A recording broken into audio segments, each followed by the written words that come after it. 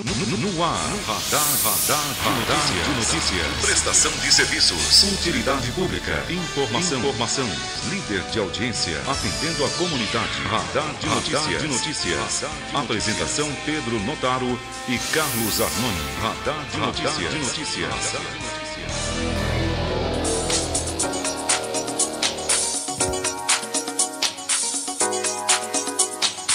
Bom dia, pontualmente 7 horas da manhã. Começa agora mais uma edição do Radar de Notícias pela Rádio Imprensa FM 102,5, com transmissão simultânea TV Guarulhos, canal 3 na net e acessível pela internet tvguarulhos3.com.br. Manhã de quinta-feira, 16 de abril de 2015. Participe 2451-2121, 2459-2727.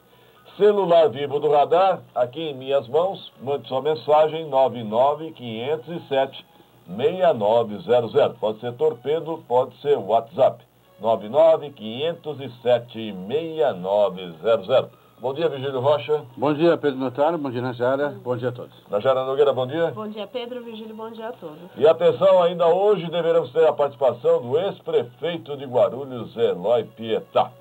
E agora atenção para as principais manchetes dos principais jornais do país. Folha de São Paulo destaca: Polícia Federal prende Vacari, tesoureiro do PT. Partido repudia prisão, mas afasta dirigente do cargo. Lógico também, né?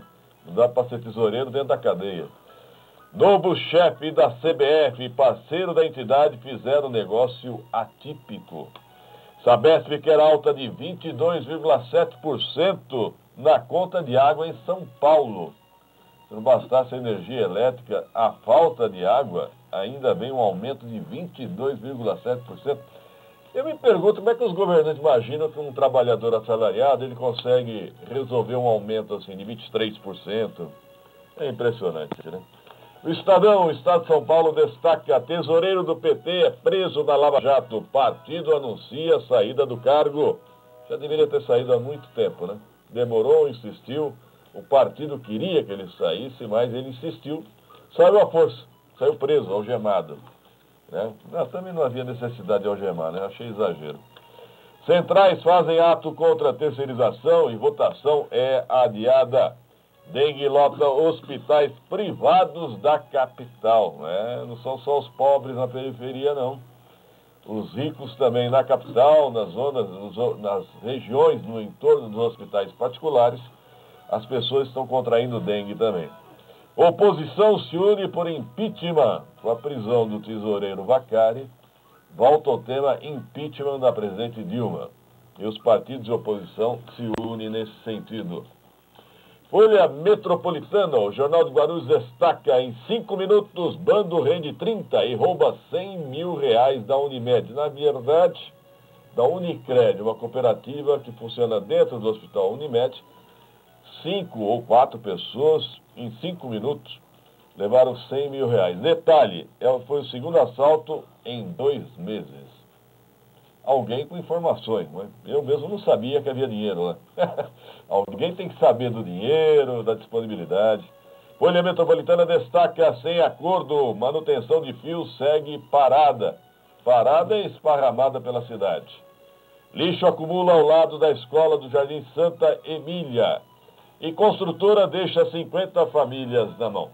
São os destaques hoje dos jornais. Seu primeiro destaque, Virgílio Rocha. Meu primeiro destaque, Pedro, para a previsão do tempo. Faz tempo que a gente não fala aqui, porque é um período de seca, né? Então não tem muita novidade. Eu vi uma neblina agora pela manhã, né? Tinha. Uma neblina forte. Muito bem. Mais um feriado prolongado está se aproximando, Pedro. Apesar das temperaturas terem caído na Páscoa, o feriado de Tiradentes promete um clima mais agradável.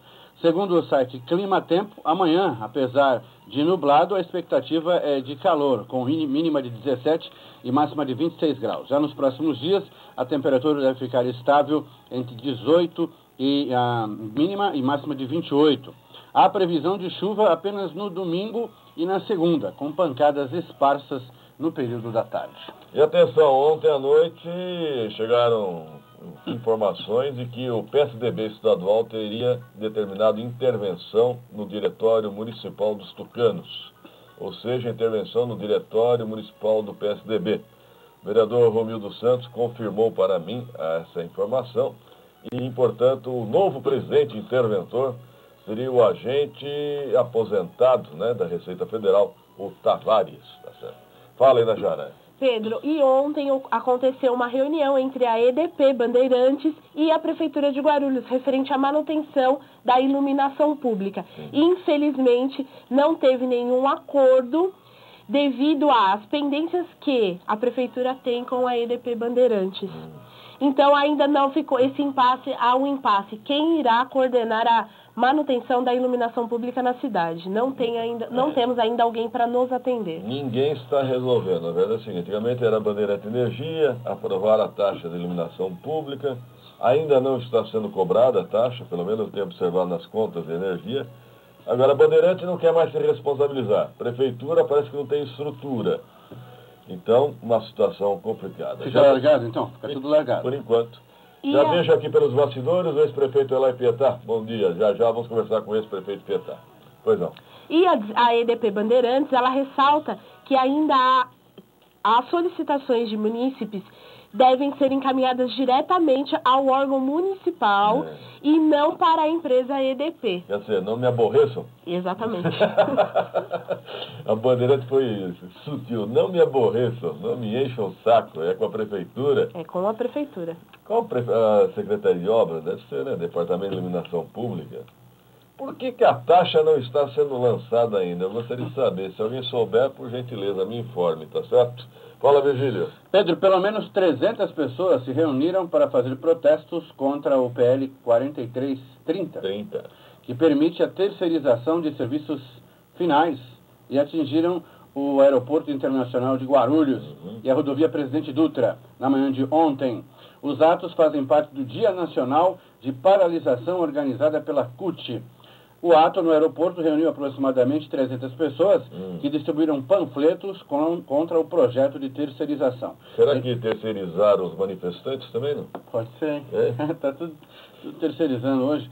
Em sua maioria, os participantes eram ligados ao Partido dos Trabalhadores e Central Única dos Trabalhadores. Até aquele ator americano, né? Danny Glover. Danny Glover. Máquina mortífera. Na verdade, arma letal, né? Em inglês, né? Lethal Weapon. Muito bem, mas o destaque ontem nessa manifestação foi a ex-deputada federal Janete Pietá, ela que estava lá à frente do movimento. Um detalhe, né, Virgílio Rocha? Você falou o número do projeto de lei, 4330. Isso eu estou observando na minha coluna hoje, por coincidência ou não, foi com a milhar que o vereador Guti se elegeu pelo Partido Verde. O Guti, que hoje é cotado para prefeito de Guarulhos, o número dele no PV era 4330. Deve estar saindo do Partido Verde.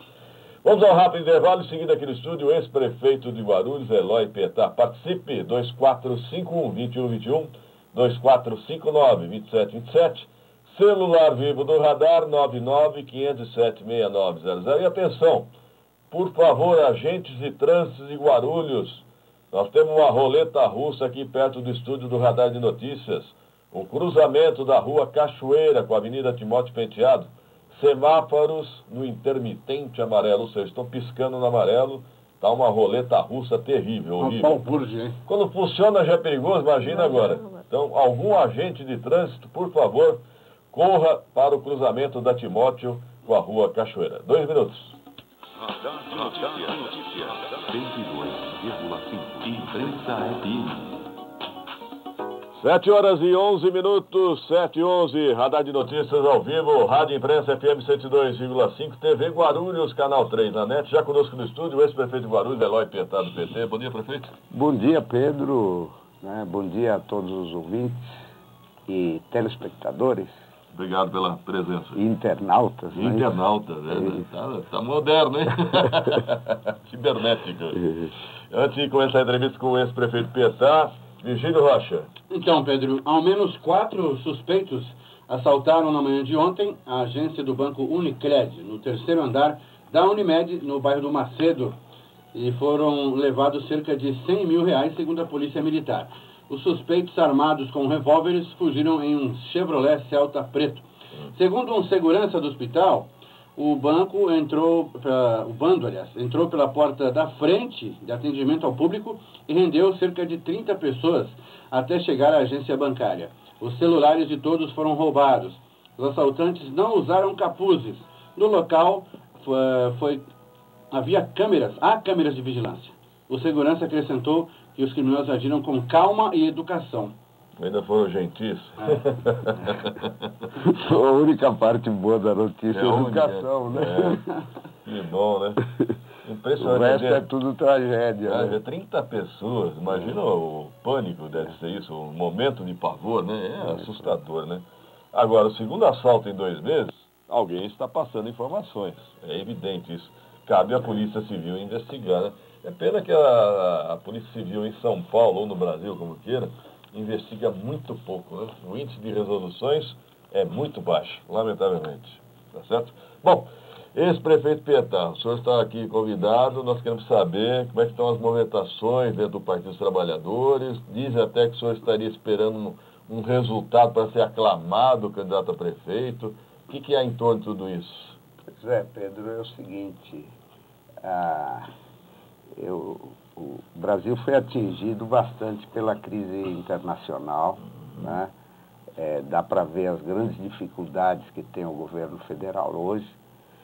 As prefeituras, eu encontrei outro dia o deputado do PSDB, o Silvio Torres, que foi meu colega na Assembleia Legislativa, e assuntei assim, como é que você está vendo as prefeituras aí pelo estado de São Paulo? Ele diz, olha, se eu achar 10 prefeituras que estão bem no estado de São Paulo, eu vou ter sorte, né? Então é o seguinte, as prefeituras também estão sentindo o reflexo da crise, que é uma crise que chegou a gerar 25% de desempregados em vários países tradicionalmente ricos, como a Espanha, né, Itália, né, e que reduziu o crescimento da China, que era uma espécie de motor mundial, né, reduziu em 1/3 o crescimento da China, né? E, então, o que tem a ver isso com a tua pergunta? Sim. O cara diz, pô, o cara anda falando coisas que não é da pergunta, mas é o seguinte, eu acho que tem que pensar 2015 e não 2016. Isso que eu tenho dito para o pessoal do PT, né? Aliás, vários partidos vêm perguntar, e daí, o que você vai fazer? Vai ser candidato? Nem convidar, né? Aí é o seguinte, eu digo, não, a minha preocupação, né, é como é que se navega nesse ano de 2015. Né? Você está no meio da tempestade, né? E o cara vem te perguntar, escuta, como é que você vai fazer quando, né, cessar a tempestade exatamente? Quando tiver em terra. Vamos jantar juntos, quando tiver em terra. Meu caro, em qual restaurante? Eu preciso primeiro sair da tempestade. É como se tá no carro aí, e dá aquela enxurrada, né, aquele tromba d'água, né? Alguém pergunta, né, em que loja nós vamos agora, em que restaurante nós vamos. Eu falei, meu caro, primeiro que eu preciso saber se eu chego lá. É um momento de travessia, né? Então é o seguinte, eu acho que, eu tenho dito para o pessoal, que realmente quem está fazendo articulações, etc., para 2016, né, não está entendendo o momento que nós vivemos hoje. Não está entendendo o momento. Eu já estou bastante vivido, tenho experiência e sei que a situação está muito difícil. Está muito difícil. Você mesmo... E difícil por vários motivos, né? Em política você tem que ter 2 coisas, né? Você tem que ter sorte e você tem que ter capacidade. E uma terceira coisa, tem que ter princípios. Né? Então é o seguinte, hoje os governos municipais, estaduais, o governo nacional, estão num período muito difícil. Muito difícil. As empresas estão num período difícil. O empresário tem que ter sorte também, além da capacidade. Vacas magras, prefeito. E justamente, nós estamos num período de vacas magras. Agora, e aí depende muito de como é que você age nessa hora. Uma coisa é você dirigir bem quando você está num dia ensolarado, sem nenhum problema, etc. Outra coisa é você dirigir bem no nevoeiro, né? Granizo. Dirigir bem quando está chovendo forte. À noite. Né? Então é o seguinte, aí... No granizo para. Aí a tua habilidade, Sim. ela vai valer muito mais do que numa outra situação fácil. O senhor tem essa visão, eu concordo com ela, mas eu vejo que dentro do PT, o senhor não é ingênuo, o senhor sabe disso, que há uma certa movimentação, pessoas filiando, professor Moacir filiando, deputado Alencar filiando. Pois é, eu não estou filiando. Eu sei. Sabe por quê? Porque, veja, vocês sabem, todos sabem, que o PT está nos seus momentos mais difíceis. Aliás, eu acho que é o momento mais difícil de toda a vida do PT. Como foi? Eu sou filiado ao PT desde a fundação do partido, né? Desde 1980, portanto, 35 anos. Eu sempre digo, eu sou casado com a Janete há 42 anos e com o PT há 35. Né? Então, os casamentos sempre vivem crises em determinados momentos, né? Graças a Deus eu não estou em crise, mas o meu partido está em crise, né? Então é o seguinte, na hora que o PT chegou a ter 27, aqui em Guarulhos eu acho que chegou a ter uns 30% de preferência popular.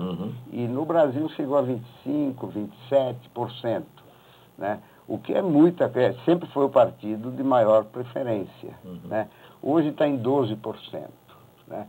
Então é o seguinte, como é que nessa situação aumentam milhares de filiações? Isso, né? Não deve ser porque as pessoas vão lá bater a porta e dizem, opa, eu estou querendo me filiar. Não. Deve ser porque alguém vai lá e diz, olha, eu estou precisando de você e quero te filiar.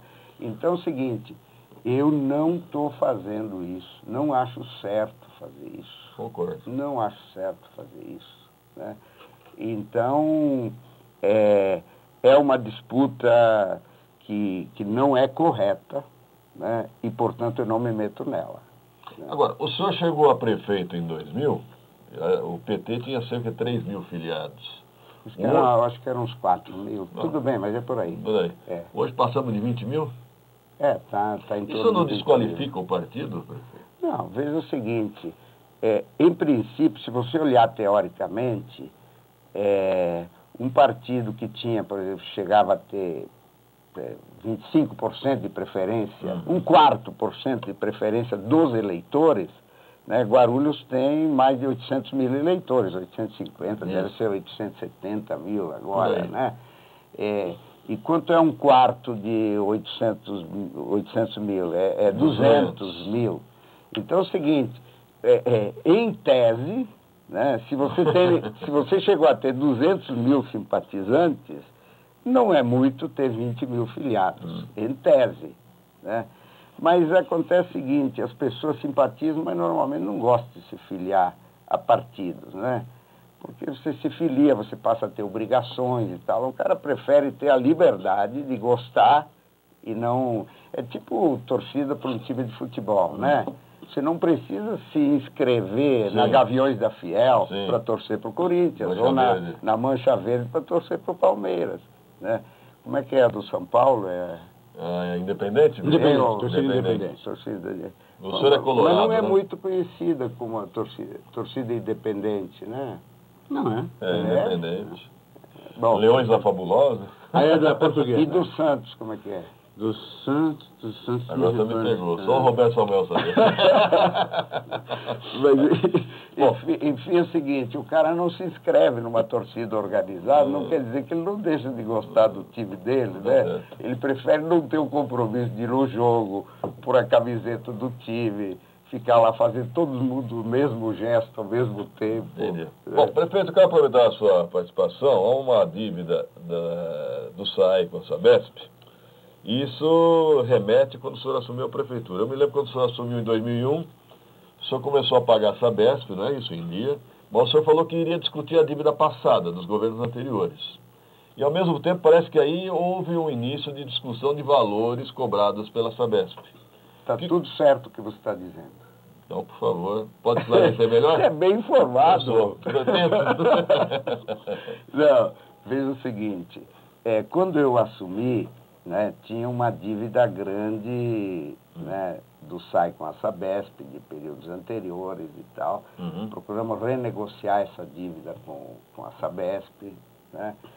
Aliás, tinha que renegociar todas as dívidas. Né? Tinha dívida com o Banco Pontual, que era terrível. Banco Santos. Que eu fiquei discutindo a dívida com o Banco Pontual, eu acho que foi durante 6 anos, né? No Banco Central, etc.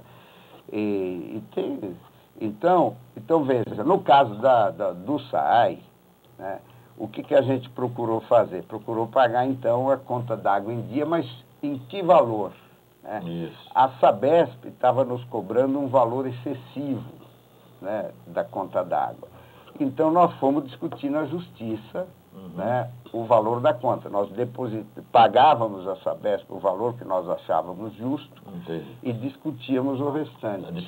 A diferença. Isso é normal. Para isso que existe judiciário. Agora explodiu agora. Bom, aí acontece o seguinte. O judiciário, e foi no Tribunal de Justiça, né? Os tribunais de justiça, tribunais de contas, né? Eles são muito chegadinhos aos governadores de estado, né? Por quê? Porque o cara, para ser indicado presidente do tribunal, essas outras coisas, por exemplo, o Tribunal de Contas nunca faz nada contra o governo do estado, porque todos eles foram indicados pelo governo do estado lá. Prefeito, me dá uma parte, por gentileza. Rodrigo Souza, é isso? Bom dia, Rodrigo. Bom dia, Pedro. Bom dia, ex-prefeito Eloy Petal, é mais presente ao estúdio, aos nossos ouvintes e telespectadores.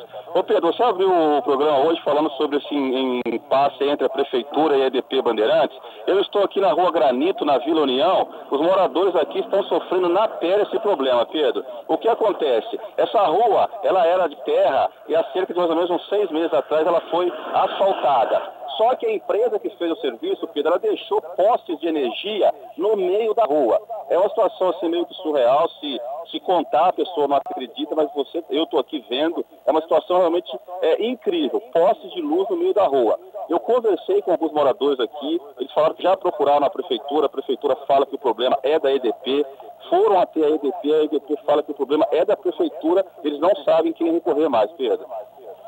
Quer dizer que os postes estão no meio da rua?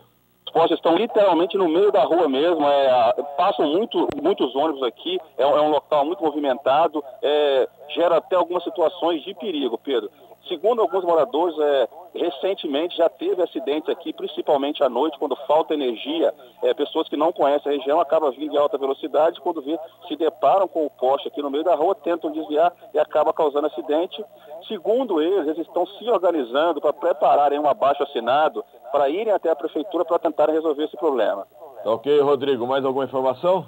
Sim, Pedro. Eu queria alertar aí aos profissionais do SAAI que aqui na própria Rua Granito, em frente ao número 588, há um esgoto aqui que está sendo jogado diretamente na via aqui. Eu cheguei aqui por volta de umas 6h40 da manhã, passam muitas crianças aqui indo para a escola, essas crianças acabam tendo que passar sobre esse esgoto aqui. Se alguém do SAAI puder nos atender e puder resolver a situação aqui, a população agradece.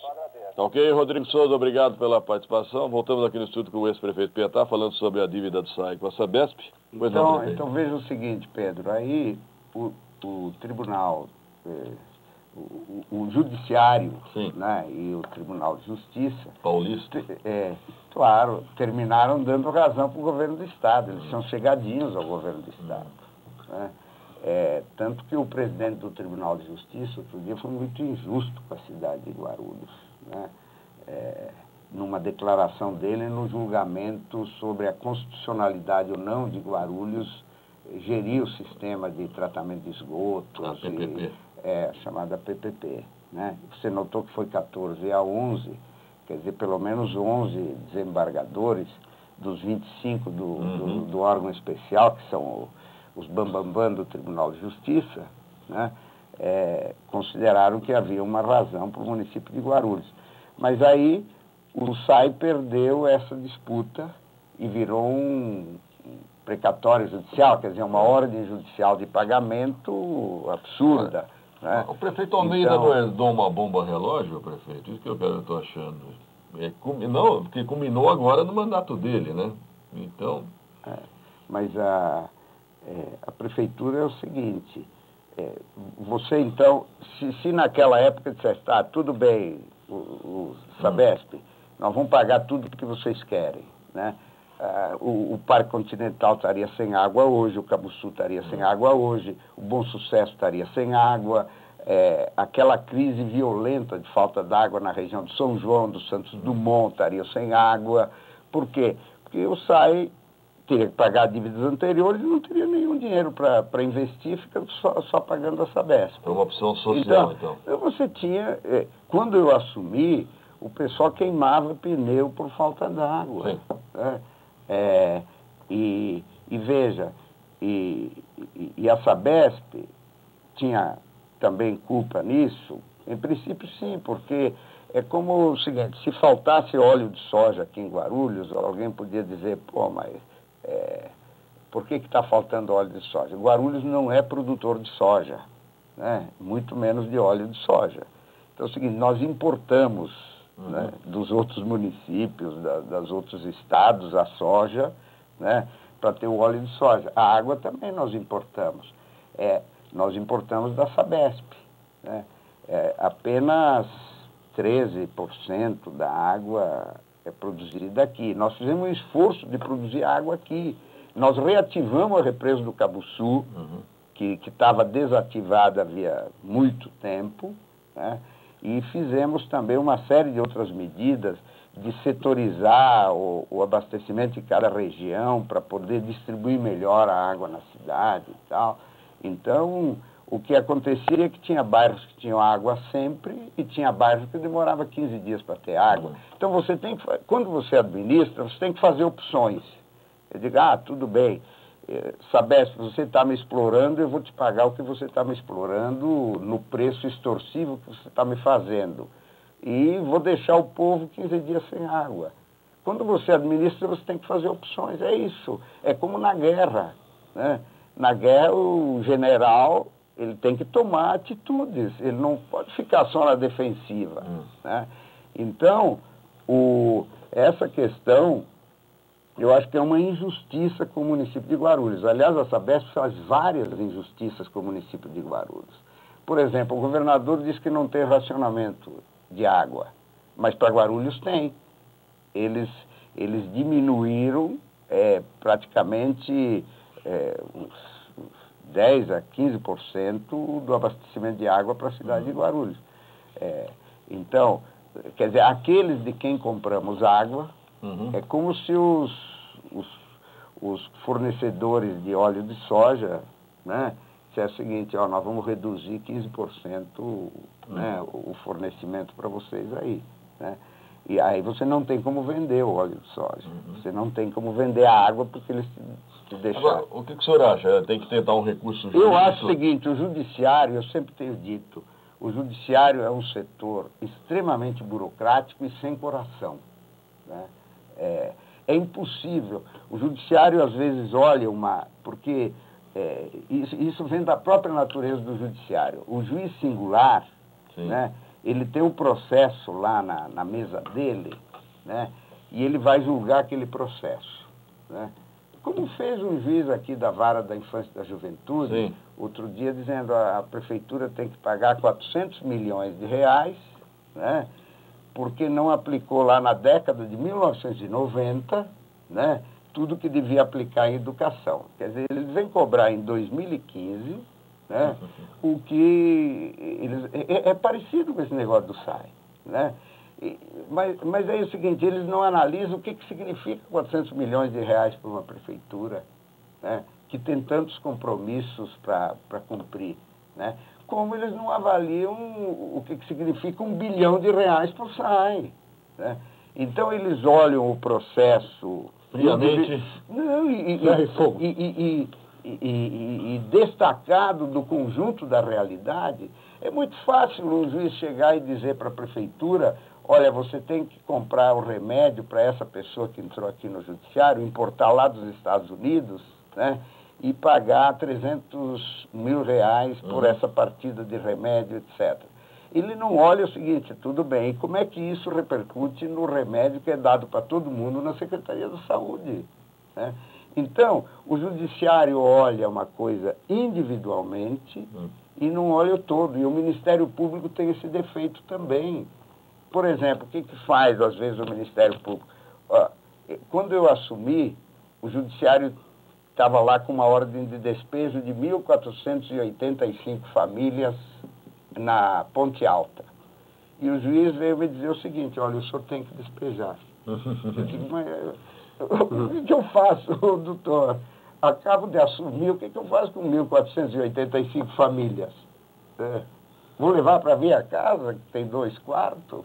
O que eu vou fazer?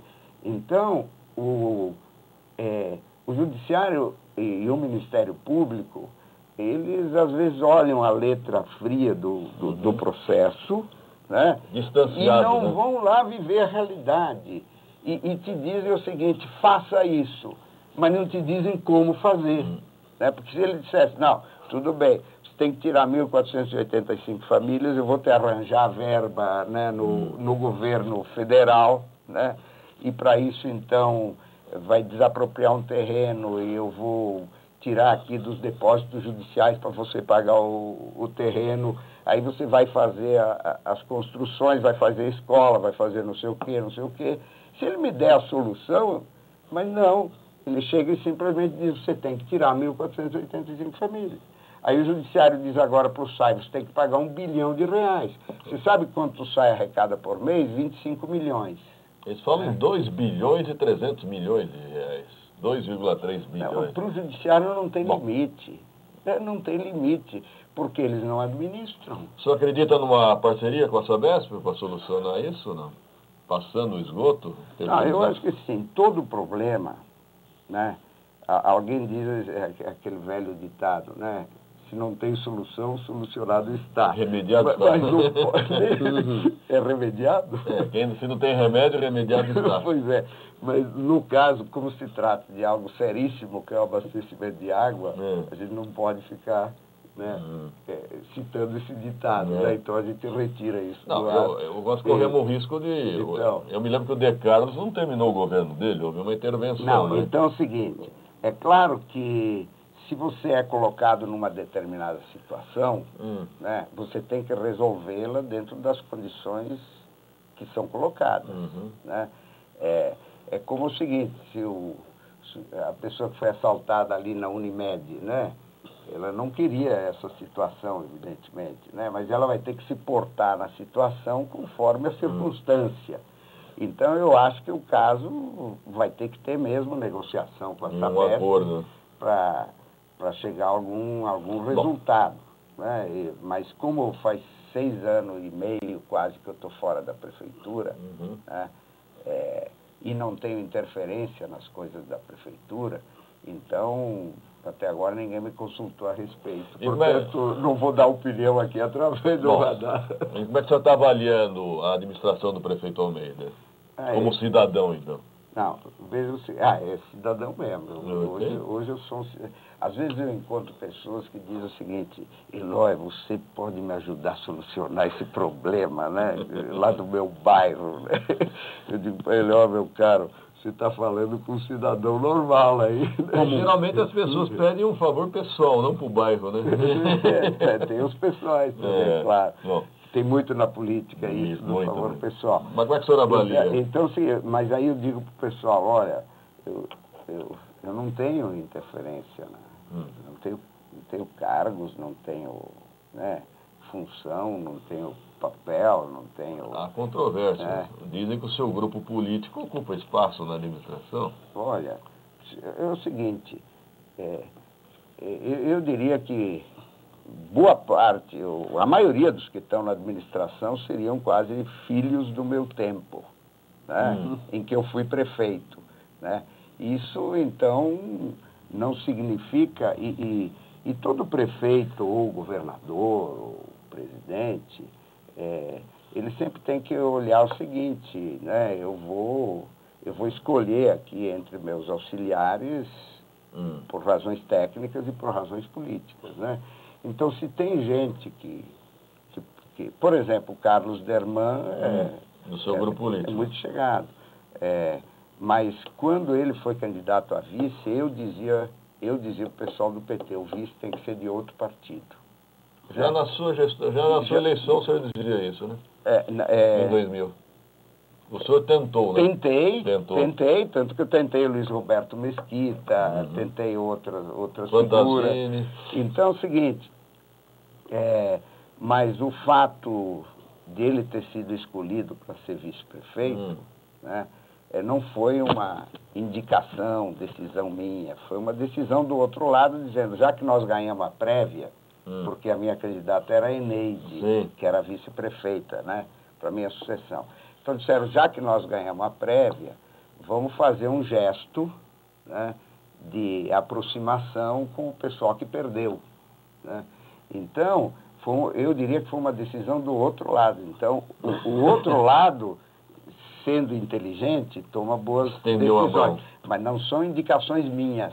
Eu vou pedir uma parte aqui. Vamos lá, um rápido intervalo, produção em seguida aqui. Vamos continuar entrevistando o ex-prefeito de Guarulhos, Eloy Petá. Participe e mande sua mensagem 99507-6900.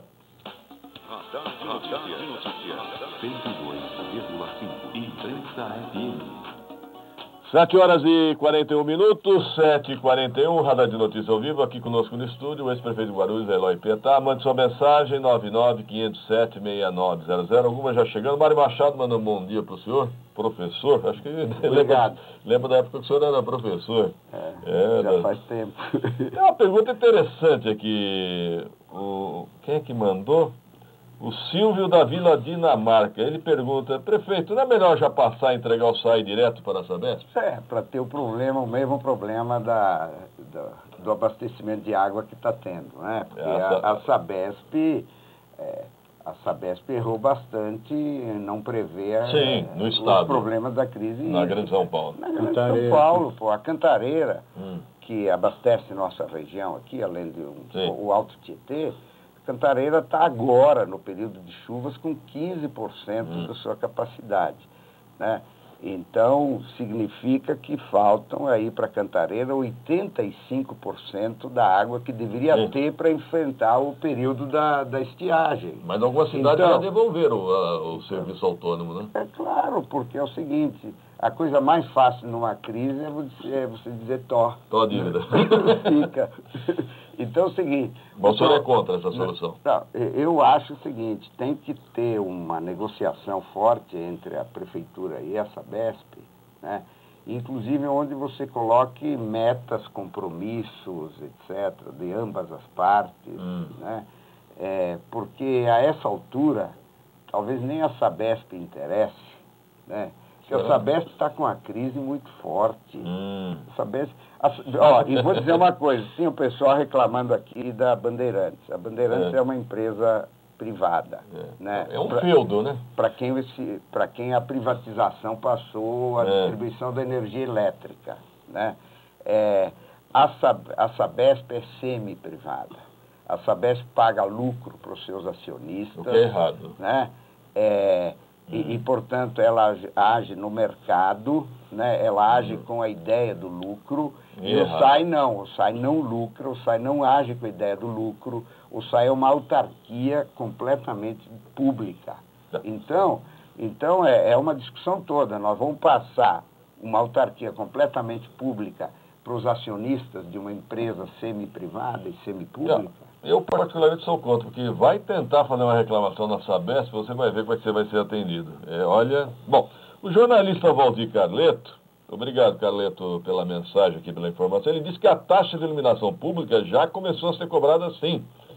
Ele já recebeu queixas e foi verificar na conta e já aparece. Ele teve uma taxa proporcional ao consumo dele, e foi de R$ 9,97, ou seja, R$10. Carleto, na minha conta ainda não apareceu. Eu até verifiquei ontem mesmo. Mas eu me lembro, prefeito Petá, que o senhor tentou aprovar essa taxa e não conseguiu, né? O senhor já tentava fazer isso, né? Aliás, é o seguinte, normalmente as pessoas esperam tudo do poder público, né? Sem pagar nada. Sem pagar nada. É. É impossível sem pagar nada. É verdade. Né? Então, a Constituição Federal foi modificada, né? Antes de eu... Não me lembro se foi antes ou quando eu recém tinha assumido a prefeitura, no sentido de que os entes públicos, né, poderiam ter uma arrecadação específica para prover a iluminação pública. Né? Então, isso praticamente a maioria das cidades brasileiras fez. Né? Então, é algo que você diz, bom, se eu tenho um serviço, né, eu vou financiá-lo como? Né? Sim. Então, isso aí foi uma mudança no plano nacional. Né? Não foi... É como o chamado IPTU progressivo. Né? Isso é aquele que as regiões mais ricas pagam mais. Sim. E as regiões menos ricas pagam menos. Sim. Ou são isentas. Né? Isso aí foi uma mudança na Constituição Federal, né? Na Constituição de 1988.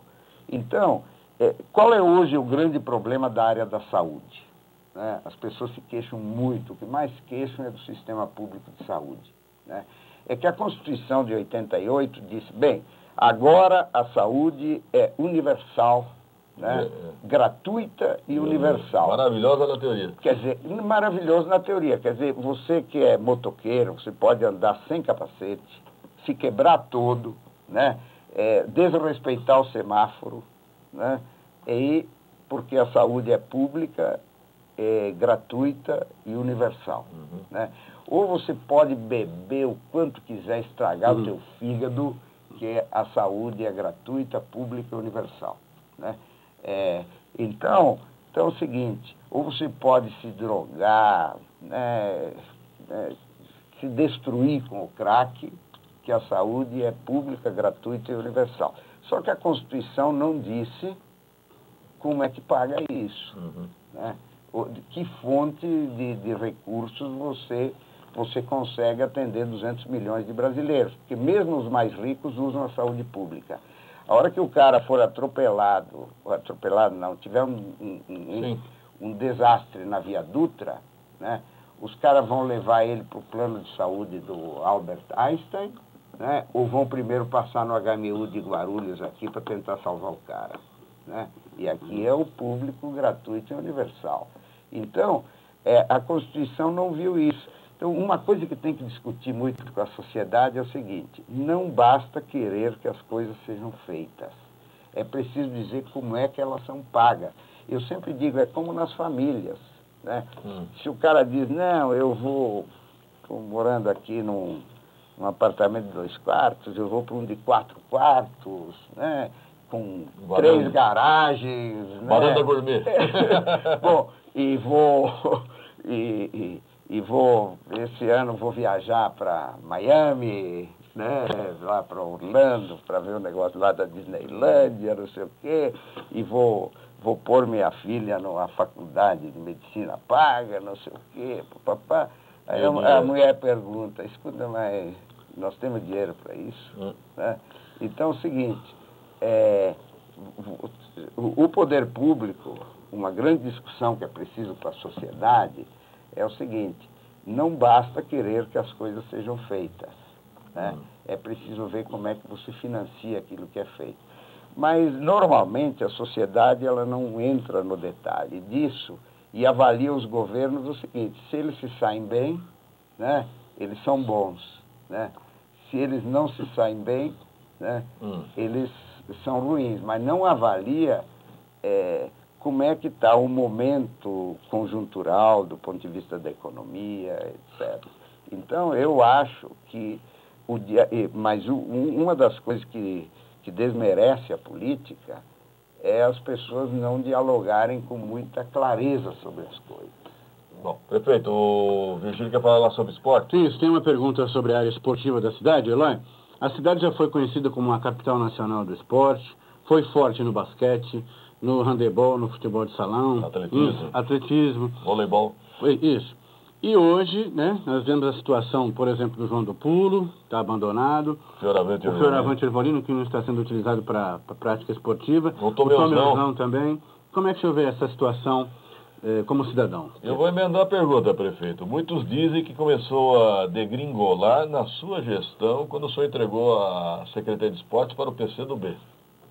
Aí é política, né? Porque estava com o PMDB, né? E aí passou para o pessoal do PCdoB, né? Então, tem muita, eu diria, fofoca na área da política, né? Então, veja o seguinte, eu acho que porque o Júlio Filgueiras, que foi secretário, um dos secretários de esporte na minha época, um secretário de esporte foi o Benê, né, que é do PMDB, né? O outro foi o Júlio Filgueiras. Alcione, lembra? Alcione também? O Alcione do PSB foi durante uma época, né? Então, o esporte, na verdade, eu acho que vocês têm razão, está com muitos problemas aqui. E eu vou citar até uma que você não citou, ginástica olímpica. Sim. Né? Pois é. Nós tínhamos... Uma referência. Não, na verdade, Guarulhos nunca foi bom no futebol. Sim. Nunca foi bom no futebol. Qual é o campeonato estadual de primeira divisão que nós ganhamos, Virgílio? Não, Guarulhos nunca teve na primeira divisão. Mas no resto éramos bons. Não. Aí é o seguinte, tinha uma série de esportes em que havia um recurso público, né? E era bom na disputa. O meu xodó era a ginástica olímpica, né? Porque, inclusive, é um esporte muito importante nas Olimpíadas, né? Então, eu acho que realmente a situação do esporte não está boa na nossa cidade. Mas, veja, eu tinha um compromisso na área do futebol, que era de concluir as arquibancadas do Flamengo para que o Flamengo pudesse disputar as divisões superiores, né? Cumprir esse compromisso. Não foi fácil, porque foram, na época, 4 milhões de reais para fazer as arquibancadas do Flamengo. Mas era um compromisso meu, eu cumpri. Eu fiz toda a revitalização do João do Pulo, né? Foi na minha época que foi feita a revitalização do ginásio do João do Pulo. Hoje está largada. Então, o Tomeuzão funcionava na minha época, né? Então, eu acho o seguinte, que é injusto dizer que o Júlio Filgueiras foi responsável. Não, dizem que começou, mas houve uma sequência, né? Bom, o senhor não me respondeu uma pergunta. Sério? Qual é a sua opinião? Pensei que tivesse respondido tudo. tudo. Só me enrolou um pouquinho, mas tudo bem. Não, é que às vezes você faz uma pergunta e diz, é sim ou não? Não, você tem que dizer, não, é mais ou menos. Como é que o senhor está avaliando a gestão do prefeito Almeida? O que o senhor acha que ele está acertando, que ele está errando? Eu acho, por exemplo, na educação, a educação continua com boa avaliação na cidade. A educação municipal, né, continua com boa avaliação na cidade. Tem algumas coisas, se você vai no Bosque Maia, não há que se queixar, né? Não. É um primor. Exato. Né? Agora, eu acho, é um pouco difícil, eu que fui prefeito, avaliar o sucessor. Um pouquinho até delicado, eu diria. Né? Mas eu vou te dizer coisas que foram feitas e que eu não faria. Posso dizer isso? Bilhete único? Não, o bilhete único é uma coisa boa, mas as linhas diretas que a gente tinha conquistado ao longo do tempo, e eu participei muito da conquista delas, né? Essas aí não podiam ter sido tiradas. Eu sempre disse isso, né? Que eu não... Eu podia fazer um novo sistema para você dar novas chances para o cara ir no terminal e aí ter uma chance de ir onde ele não ia antes. Mas o que não podia é tirar a linha direta, entende? Então, veio um povo de fora, né? Diz, vamos aplicar aquilo que tem em São Paulo, que tem em Campinas. Como o judiciário vai, né? Vem friamente. Vem friamente, né? E não consulta quem tem história, quem estava... Bom, então, segunda questão, né? Eu não faria o IPTU alto nos bairros de periferia, né? Por quê? Porque o cara que mora lá em Bom Sucesso, o cara que mora lá nos Pimentas, né, o cara que mora lá no São João, né, ele já... tudo bem, a casa dele valorizou, claro, a rua foi asfaltada, o bairro progrediu, o Pimentas tem um shopping, né, tem um hospital, melhorou, né? Mas agora é o seguinte... o problema é que o cara que mora lá, às vezes, demora 1h30 para chegar no centro da cidade, né? O cara que mora lá, né, as famílias que moram lá, eles não têm todos os serviços lá, né? Então, se ele vai consultar quer ir no hospital da criança, ele tem que vir no centro da cidade. Então é o seguinte, a casa dele pode ter valorizado, mas a vida dele continua complicada em muitas coisas. Né? Então, o IPTU, o senhor acha que houve erros? Eu acho que não foi correta a forma como foi feito. Então, eu diria o seguinte, tem coisas que funcionam bem e tem coisas que eu não faria como foi feito. Né? Eu vou continuar essa entrevista. Agora que pegou no breu... Por quê? Porque estamos no fim do horário? Mas vamos continuar. Eu gostei desse enfoque. O que eu aprovei e o que eu não aprovei, eu gostei. Não, é porque se eu fiz 8 anos de prefeitura, eu tenho o meu jeito de fazer as coisas. O senhor pensa, só para finalizar, sim ou não? Existe a possibilidade do senhor sair do PT ou não? Não. Não? Não, porque é o seguinte, eu não vou fazer como o comandante do navio. Entendi, abandonar o navio. Abandonar o navio. Afunda com ele ou não? Não. Fica no navio. Não, tentar evitar que afunde. Ainda tentar evitar que afunde. Né? Boa resposta. Eu não sou de bandeira ao vento, que hora o vento vai para um lado, hora vai para o outro, né? Então, eu não sou um indivíduo, eu sou uma comunidade. Gostei. Assim como eu sou com a cidade de Guarulhos. Tentar salvar o navio. Obrigado, prefeito Pietro, pela participação. Obrigado. Até uma próxima oportunidade. Obrigado. Daqui a pouco a inauguração oficial do Shopping Parque Maia, né? Estaremos lá daqui a pouco. Até amanhã, se Deus quiser. No ar, radar de notícia. Prestação de serviços, utilidade pública, informação, líder de audiência, atendendo a comunidade. Radar de notícias. Apresentação Pedro Notaro e Carlos Arnone. Radar de notícias.